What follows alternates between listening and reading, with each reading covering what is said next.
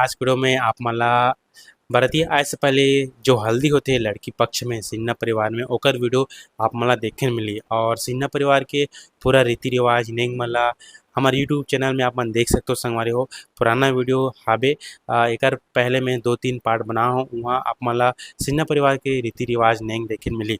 फिलहाल संगवारी हो आप मला जिस दिन बरतिया आथे ओ दिन तेल हल्दी कैसे होते हैं लड़की पक्ष में ओकर आप मला वीडियो देखे मिली।